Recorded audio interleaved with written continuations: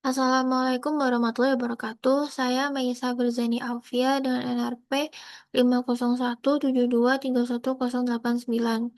Di sini saya akan mempresentasikan buku Geologi Gunung Api Purba dan di sini saya akan menjelaskan pada bab satu terlebih dahulu yaitu bagian pendahuluan.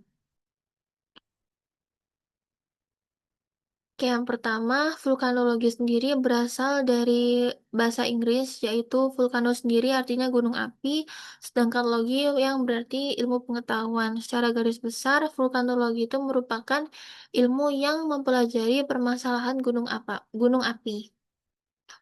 Lalu di sini ada definisi yang dijelaskan oleh Alswar. Di sini ada 3 poin.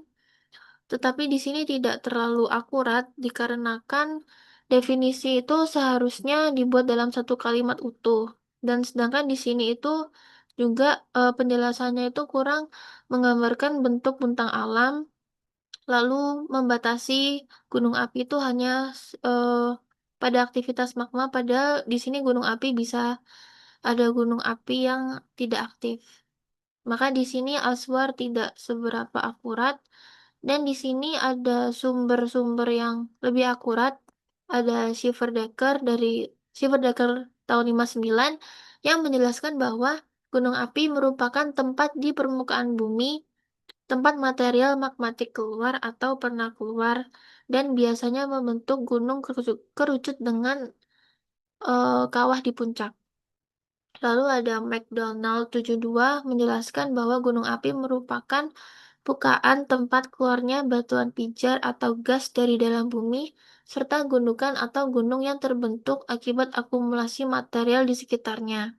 Di sini, McDonald juga memberikan ciri dan istilah penting di gunung api, yaitu bahwa jika ada bukaan dengan cekungan di tengah, tapi dengan diameter kurang dari 2000 meter, maka disebutnya kawah.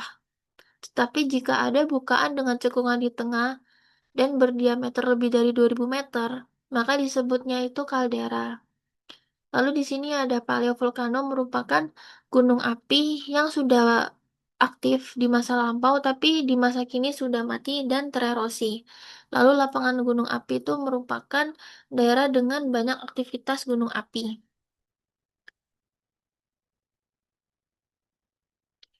Selanjutnya, vulkanisme sendiri merupakan proses alam yang berhubungan dengan kegiatan kegunung apian, mulai asal-usul pembentukan magma, sehingga di permukaan bumi dalam berbagai bentuk dan kegiatannya. Selanjutnya, manifestasi vulkanisme atau kegiatan gunung api yang bisa diambil di dalam bumi itu bisa direkam oleh geofisika dan geokimia. Lalu di permukaan bisa dilihat oleh letusan, solfatara, fumarola, mata air panas, bola lumpur, dan fenomena panas bumi. Selanjutnya, untuk memahami prinsip vulkanologi, maka di sini ada 3 prinsip yaitu deskriptif, interpretatif, dan humanistik. Deskriptif sendiri atau pemberian merupakan uraian objektif tentang data hasil pengamatan gunung api dan vulkanisme. Di sini yang dimaksud pemberian itu ketika kita melihat gunung api dan kita bisa mendeskripsikan gunung api itu di depan mata kita secara langsung. Lalu untuk interpretatif sendiri itu menjelaskan yang tidak bisa teramati secara langsung di depan mata. Contohnya asal-usul sumber erupsi, mekanisme letusan dan pengendapan, lingkungan pengendapan, dan umur kejadian gunung api tersebut. Lalu ada humanistik atau kemanusiaan. Di sini dijelaskan bahwa hubungan gunung api dengan manusia yang berarti seringkali gunung api ketika meletus itu mengakibatkan bencana bagi manusia sehingga manusia perlu memitigasi bencana. Nah, selanjutnya di sini ada perbedaan dan definisi gunung api aktif. Di sini ada 3 tipe, ada tipe A, B, dan C. Tipe A ini merupakan gunung api yang sudah meletus sejak 1600. Lalu untuk tipe B ini gunung api yang sudah tidak meletus sejak 1600 tahun yang lalu, tapi masih ada aktivitas vulkanisme. Contohnya ada Solfatara, Fumarola, dan sebagainya. dan tipe C ini merupakan bentuk gunung api yang tidak jelas, yang tidak ada magmanya, tetapi masih ada manifestasi panas bumi di dalamnya. Lalu hubungan tektonika dan aktivitas ini, gunung api itu sangat terikat dengan tektonik, dan di sini bisa jadi gunung api yang sudah berumur kurang dari 5 juta tahun lalu itu masih bisa berpotensi untuk meletus kembali di saat ini. Oke, selanjutnya contoh kasus reaktivasi ini ada yang pertama dari gambar pertama ini Gunung Anak Rakatau di Flores. Gunungnya sudah beristirahat 14.500 tahun yang lalu, tetapi meletus di 87 sampai 89. Lalu yang kedua ada MT Pinatubo di Filipina, dianggap tidak aktif tetapi tiba-tiba meletus hebat di tahun 91. Lalu di sini ada Gunung Sinabung, yaitu gunungnya sudah istirahat panjang sejak 1600 tetapi meletus kembali pada tahun 2010. Selanjutnya di sini ada tabel lama hidup atau durasi dan waktu istirahat setiap tipe gunung api di dunia menurut Ferrari 95. Di sini dijelaskan bahwa di sini ada kaldera tunggal yang rata-rata durasi hidupnya sekitar 846.000 tahun. Jadi jika umur batuan termudanya itu masih 500.000 tahun, gunung api tersebut itu masih dikatakan aktif.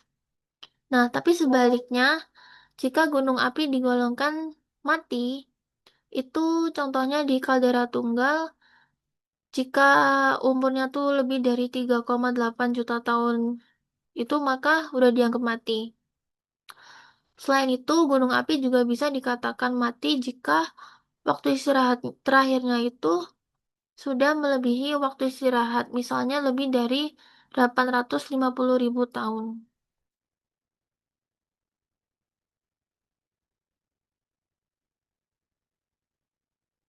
Oke, selanjutnya ada volcanic unrest. Volcanic unrest itu secara definisi merupakan aktivitas geologi gunung api yang tidak biasanya. Biasanya itu eh, menimbulkan ada aktivitas kegempaan, lalu deformasi permukaan tanah, aktivitas fumarola, dan parameter lain di sekitar sistem gunung api. Nah, tipe keaktifan volcanic unrest sendiri ada 4. Yang pertama ada keaktifan yang langsung mengarah kepada suatu letusan yang menghasilkan tanda awal jelas terjadinya erupsi. Lalu yang kedua itu ada keaktifan yang tidak segera menuju ke suatu erupsi yang biasanya bagian dari rangkaian jangka panjang, contohnya penerobosan magma berulang. Lalu yang ketiga ada antarfase letusan yang memanjang terus-menerus. Lalu di sini ada keempat yang keaktifannya tidak berhubungan sama sekali terkait erupsi, contohnya kegiatan tektonik.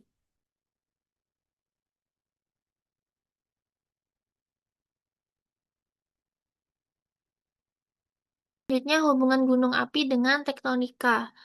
Di daerah tektonik yang masih aktif, khususnya yang masih berumur kuarter, masih dipandang aktif atau tidak atau setidaknya memiliki potensi untuk aktif kembali. Bahkan gunung api yang tidak aktif di permukaan bisa saja menghimpun energi di bawah tanah. Proses yang terjadi di bawah permukaan ini bisa menghasilkan diferensiasi magma atau pencampuran magma. Jika energi yang terkumpul sudah cukup besar, maka berpotensi menjadi letusan. Pandangan ini juga sejalan dengan Anonim 97, aktivitas gunung api ini sangat erat kaitannya dengan kegiatan tektonik.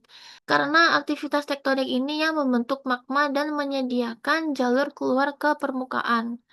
Lalu ada pergerakan lempeng, contohnya subduksi dan rifting, menyebabkan batuan yang di dalam bumi meleleh sehingga dapat menghasilkan magma. Nah, tektonika juga ini menimbulkan rekahan dan patahan yang menjadi jalan bagi magma untuk naik. Sekian dari saya. Terima kasih. Wassalamualaikum warahmatullahi wabarakatuh.